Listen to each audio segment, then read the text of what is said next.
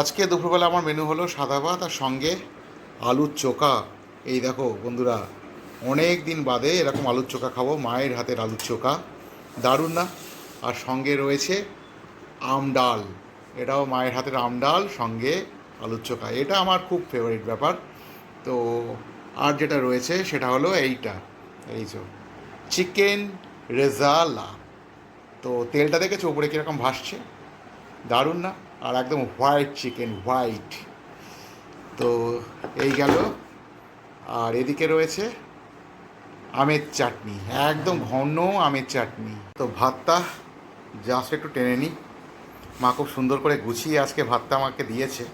তো মাঝখানে একটু গর্ত করে নিই, এই গর্তের মধ্যে দেব ঘন আম ডাল, ব্যাস। তো জাস্ট একটু সুন্দর করে মাখি ব্যাপারটা। আর এই যে আমার খুব পছন্দের আলুর চোখা, এই যে ভাতের উপরে একটু দেই, এইভাবে একটু পুর দিয়ে দেই।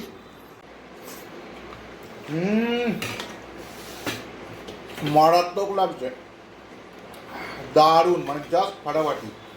একটু আলুর চোখা দিয়ে এরকম আমডাল, আহা।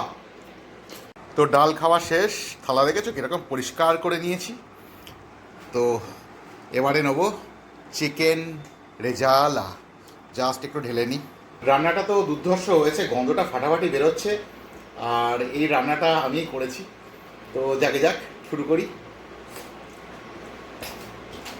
দুর্ধর্ষ বন্ধুরা, দুর্ধর্ষ।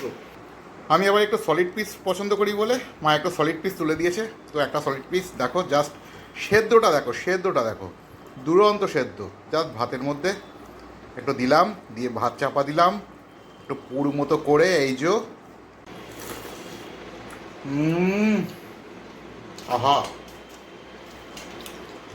মানে অদ্ভুত সুন্দর হয়েছে, অদ্ভুত সুন্দর। তো থালা দেখতেই পাচ্ছ, একদম পরিষ্কার করে নিয়েছি থালা। খাওয়া দাওয়া প্রায় কমপ্লিট। আর শেষ পাতে এই যে দেখালাম আমের চাটনি। তো ওভারঅল আজকের লাঞ্চটা কীরকম হলো কমেন্ট বক্সে জানিয়ে, খুব ভালো লাগবে।